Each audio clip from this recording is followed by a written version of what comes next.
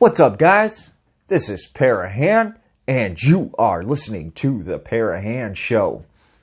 So, we're going to talk Brian Laundrie first, okay? Is it possible that Brian Laundrie's parents may be serial killers? Now, a theory has come forth that suggests Brian Laundrie's parents may have had some responsibility in Gabby Petitio's death and in Brian Laundrie's death. Now, as more evidence comes out in this case, it gets stranger by the day. And it's very bothersome because so many things were missed in this investigation that it seems very odd. Now, if you look at the Laundries, not much is known about them, okay? They're an average middle-class family who likes to travel, but not much more than that is known about them. Now, what's interesting is that several people have come forward and said that the Laundries did not like the fact that their son was dating Gabby. And they were very uncomfortable with that fact. And so it makes you wonder, were they integral to what unfolded and what happened? Okay. So one of the interesting pieces of evidence that came forward that people presented, and a lot of people said, well, this is just crazy, and they brushed it under the rug, was this video of the Laundrie family in their backyard at their home. Someone happened to have a drone flying above the home and looking into the backyard, and that's when they spot what appears to be Brian Laundrie's mother working in the garden in this flower box. But what's interesting about this video is that you see a hand reach out of the flower box, and it looks like Brian Laundrie's mom hands something to this hand, possibly a note. And it's very odd because that's what the video looks like. And I'm actually going to show you the video here so you guys can see it. And as you see, it looks like there's a hand reaching out of the flower box, and his mother is handing something to this hand, whatever it may be, a note or something else. It definitely looks like something strange is going on there.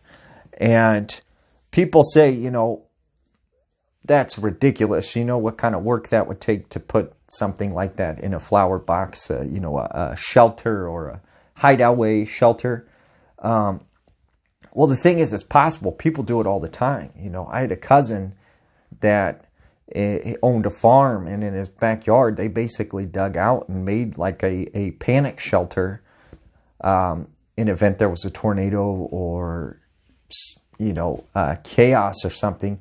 They had a place to hide, a bug out shelter, right? And I think it's all within the realms of reality that they could have built some sort of panic shelter, bug out shelter underneath this flower garden and disguised it as such to keep it hidden. And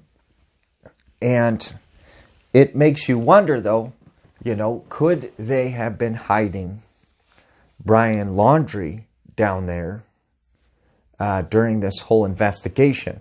And now, what's interesting about the Laundries, Brian's parents, is that during this whole investigation, they have refused to talk. They've refused to give information. On several accounts, they have lied about things pertaining to the case, like having contact at certain points in time with Brian Laundrie. And they've maintained that they did not want to communicate with law enforcement, which seems very odd to me, like they were hiding something. And what seems very odd, too, is the fact that at first, they did give away some information. They said our son may be at this swamp preserve there in Florida. But, they searched for weeks. They couldn't find him. And then after several weeks, they finally said, well, actually, we think he's in this specific area. If you look right here, you might find him. And so when they looked in that area, that's when they found this book bag and they found a body or remains. And apparently they have been identified as Brian Laundrie, or so we've been told.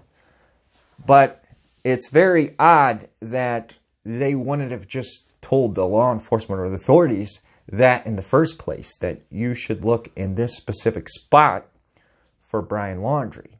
But they didn't do that. They didn't tell them, hey, you will find him here, look in this area. They just said, hey, he went to the swamp.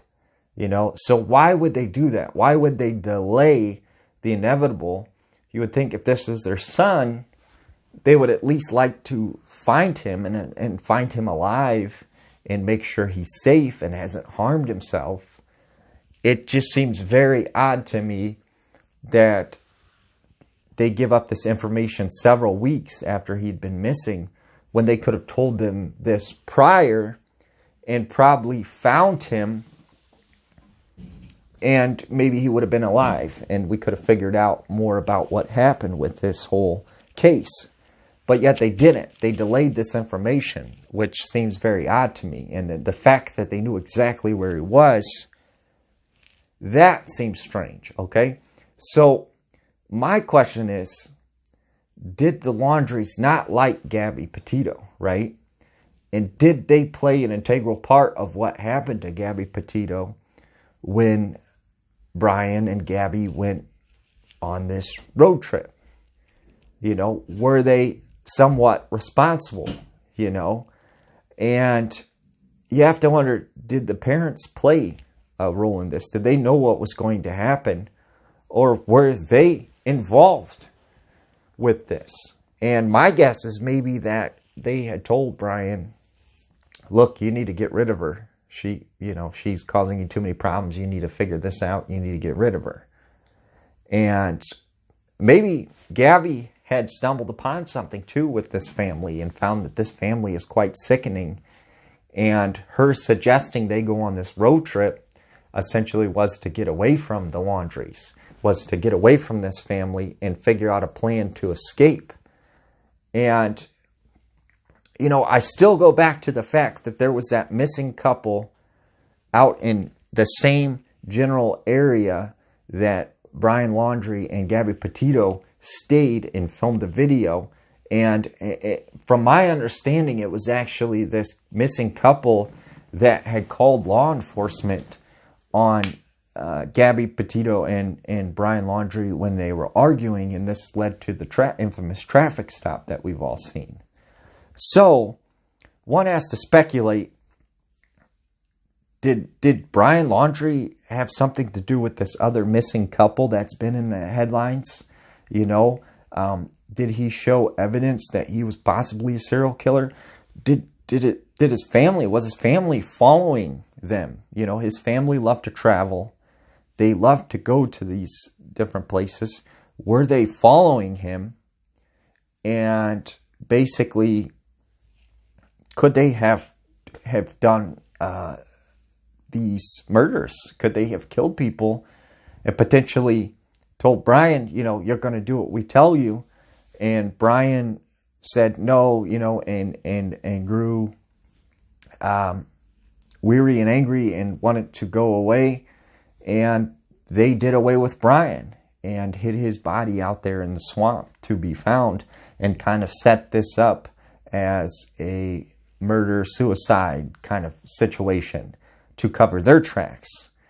And, I really think that they need to go and dig in that flower box in the backyard, because I think that there's a good possibility they will find something in that flower box. And it makes me think, when I think about that, was it Brian Laundrie down there? Or are these people into some sort of crazy stuff? Is this some sort of Ed Gein type? Ed Gein type of stuff, you know? Are they keeping people down in like a secret hidden compartment down there beneath the flower box? Like, are these people sort of deranged psychopaths who are hiding something, you know? And I definitely think that they should check that flower box. And what's interesting about this case is when people present sort of credible evidence like this video that was taken of the flower box, they completely ignore it. There was several what seemed like very credible tips to this case, yet they completely ignored it. And it's like they wanted to look the other way. And, you know, did these people have some sort of connection with some sort of criminal organization, some sort of higher up people? And this is why this case went the way it did, and why so many steps were missed, and why so many things were missed. I don't know, but it just seems very odd when you look at all the evidence and you say to yourself, how did this happen? You know what I'm saying? How did they let Brian Laundrie disappear? And what's interesting is I read an article this morning, which I thought was very crazy, is they tried to say, you know, we were monitoring Brian Laundrie when he was at his home there in Florida, but we confused his mother with Brian, and we thought we was monitoring Brian, but really we was monitoring his mother that was inside the home, and that's who we were watching, and we thought this whole time that was Brian, and here he had already left and escaped.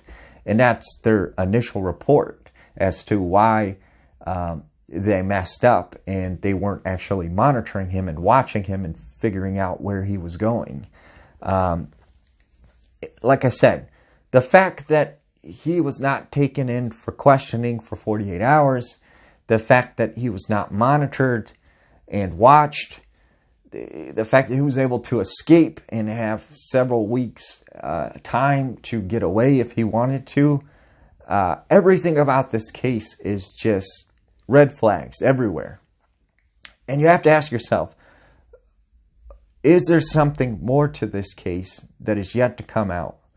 And should we be looking in other directions and asking more questions? And I think you need a full-on investigation. And I think they should check the flower box.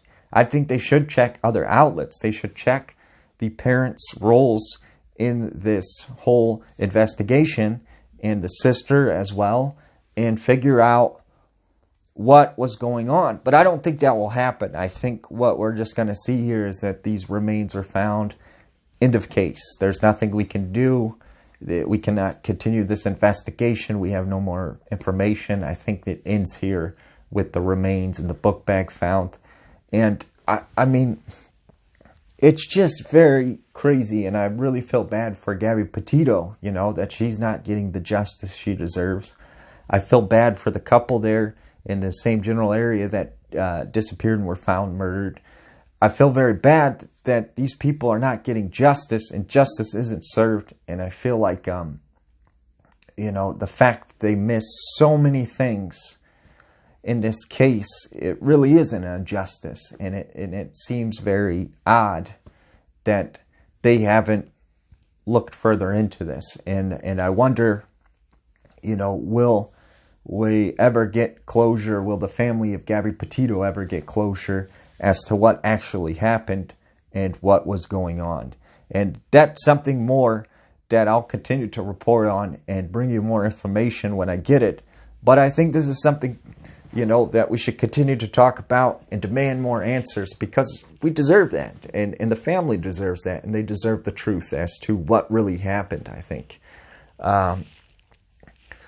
So recently there's been this sort of uptick in UFOs, and people coming forward saying that they believe that UFOs may in fact be extraterrestrials, and that these recent sightings by the Navy may be